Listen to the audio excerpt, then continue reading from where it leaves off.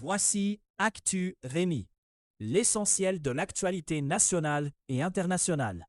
Aujourd'hui, mercredi 10 juin, les tensions militaires autour de l'Iran dominent l'actualité, pendant que l'Ukraine vise des routes d'approvisionnement russes cruciales. Au Canada, des enjeux de sécurité, de climat et de politique publique se disputent l'attention. Géopolitique. Le président américain Donald Trump confirme que l'Iran a abattu un hélicoptère Apache de l'armée américaine. L'appareil est tombé près du détroit d'Ormuz, alors qu'il menait une patrouille au large des côtes d'Oman. Donald Trump affirme que les 2 membres d'équipage sont sains et saufs et non blessés. Washington annonce le déclenchement de frappes militaires dites d'autodéfense contre l'Iran. Le commandement militaire américain parle d'une réponse proportionnée à une agression iranienne jugée injustifiée. Des explosions sont signalées sur l'île de Keshm, dans le Golfe, après ces frappes américaines. Téhéran nie sa responsabilité dans la chute de l'hélicoptère, tout en promettant de répondre aux attaques. L'Iran affirme avoir visé des bases américaines au Bahreïn, au Koweït et en Jordanie. Les gardiens de la révolution évoquent 4 impacts sur une base en Jordanie et un autre au Bahreïn. Le ministère iranien des Affaires étrangères accuse Washington d'affaiblir toute reprise diplomatique par des violations répétées du cessez-le-feu. La guerre avec l'Iran creuse aussi des divergences entre Donald Trump et Benjamin Netanyahu. La campagne de bombardement d'Israël a mis en lumière des différences stratégiques entre les 2 alliés. L'offensive israélienne s'est déroulée malgré l'opposition du président américain, selon ce qui est rapporté dans les échanges politiques récents. La conduite de la campagne militaire alimente désormais un malaise durable entre Washington et Jérusalem. L'enlisement sur le terrain devient un point de friction central dans la coordination entre les 2 capitales.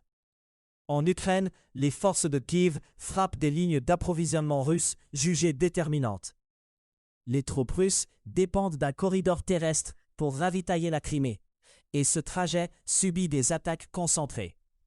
Des experts décrivent une vulnérabilité russe croissante le long de cette route critique. La guerre des drones prend aussi une place centrale dans les opérations et l'entraînement des soldats. En Ukraine, une compétition met à l'épreuve les compétences des militaires dans le pilotage de drones. Ces exercices mesurent la précision, la vitesse d'exécution et la maîtrise d'outils devenus essentiels au front.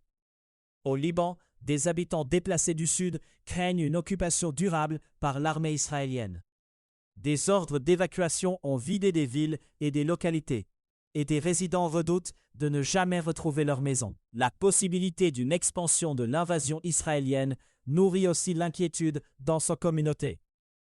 Les bombardements israéliens contre le Hezbollah se poursuivent à l'intérieur du Liban. Dans la banlieue sud de Beyrouth, à Daïeh, des civils décrivent une vie rythmée par la menace de frappe. Certains espèrent que des frappes iraniennes freineront l'offensive israélienne, tandis que d'autres tentent de partir puis de revenir. Au Soudan, la crise humanitaire s'aggrave alors que la guerre civile entre dans sa 4e année. Près de 2 personnes sur 5 font face à une faim classée au niveau d'urgence. Les responsables humanitaires alertent sur une catastrophe sous-financée et trop peu visible sur la scène internationale. La fermeture du détroit d'Ormuz perturbe aussi l'acheminement de l'aide, selon des organisations sur le terrain. Cette contrainte logistique s'ajoute aux combats et aux difficultés d'accès aux populations civiles. Canada. Le gouvernement fédéral a autorisé 18 employés de Palantir à accéder à des documents de défense classifiés. Cette autorisation ressort de dispositions de sécurité intégrées à des contrats signés avec l'entreprise spécialisée en intelligence artificielle. L'enjeu touche directement la gestion des renseignements sensibles et le contrôle des accès dans l'appareil de défense. La question se pose aussi en termes de dépendance technologique vis-à-vis d'un fournisseur externe. Un ancien membre du principal organisme canadien de référence sur le climat juge incompatible un accord sur un pipeline avec l'objectif de carboneutralité. Il vise l'entente conclue entre le Canada et l'Alberta, dans le contexte des cibles du gouvernement Carney vers le net zéro. Cette critique remet au premier plan la cohérence entre politiques énergétiques et trajectoires d'émissions. Le débat se cristallise autour des choix d'infrastructures et de leur impact sur les objectifs climatiques annoncés. Au Québec, un sondage Synopsis réalisé pour la presse montre un recul du Parti libéral du Québec. Le PLQ chute de 5 points en un mois dans les intentions de vote. La coalition Avenir Québec poursuit sa remontée, selon ce même coup de sonde. Le portrait suggère une lutte à trois à l'approche de la campagne électorale. Cette dynamique repositionne les stratégies des partis à un moment charnière de préparation. Ottawa s'apprête à déposer un projet de loi sur la sécurité numérique visant les moins de 16 ans. Le texte envisagé interdirait l'accès aux réseaux sociaux aux personnes de moins de 16 ans. Des adolescents décrivent une relation ambivalente aux plateformes, certains disant que c'est plus mauvais que bon pour eux. Des experts s'interrogent sur l'efficacité réelle d'une interdiction et sur la manière de l'appliquer. Le débat porte aussi sur la protection, la santé mentale et l'éducation numérique des jeunes. Des douaniers canadiens craignent d'être amenés à aider l'ICE, l'Agence américaine de l'immigration. Cette inquiétude survient alors que le Canada se prépare à lancer des opérations de pré-contrôle terrestre dans l'État de New York. Le pré-contrôle modifie les pratiques aux frontières et soulève des questions sur les rôles respectifs des agents. Les préoccupations concernent l'encadrement des interventions et les obligations concrètes en situation délicate. 2 Premières Nations se retirent d'une contestation judiciaire visant le projet de GNL XI-LICIMS. Cette évolution intervient alors que le projet a annoncé des accords d'approvisionnement préliminaires avec des services publics allemands. Les partenaires visent une décision finale d'investissement d'ici la fin de l'année. Le retrait de la procédure change le contexte juridique, sans effacer les enjeux sociaux et territoriaux autour du projet. Science. Au Japon, des équipes accélèrent la mise au point d'outils d'intelligence artificielle pour assister les chirurgiens. Un logiciel de soutien opératoire analyse des images d'organes et de vaisseaux sanguins avec de l'IA générative. L'outil produit ensuite des procédures. Étape par étape, avec des points qui exigent une vigilance particulière. L'objectif est d'améliorer la préparation, de réduire l'incertitude et d'orienter la prise de décision en salle d'opération. Le défi reste de fiabiliser les recommandations et de les intégrer sans détourner l'attention du geste médical. La NASA choisit un astronaute européen pour une mission Artemis, une première dans ce programme.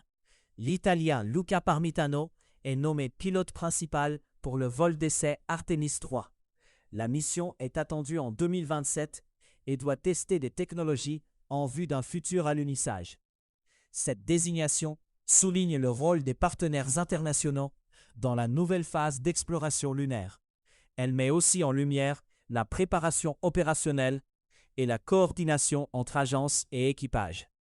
Des scientifiques canadiens tentent de transformer le diagnostic de l'encéphalopathie traumatique chronique, la CTE. Cette maladie cérébrale peut ruiner des vies, mais elle ne se confirme aujourd'hui qu'après la mort. À Ashton, en Ontario, le vétéran Brendan Hines décrit des symptômes apparus après des décennies d'exposition à des explosions. Il qualifie ces symptômes de dévastateurs et pense être atteint de CTE. La recherche vise des méthodes capables de détecter la maladie chez les personnes vivantes. L'enjeu est médical, mais aussi social, pour les militaires et d'autres groupes exposés à des traumatismes répétés. Climat.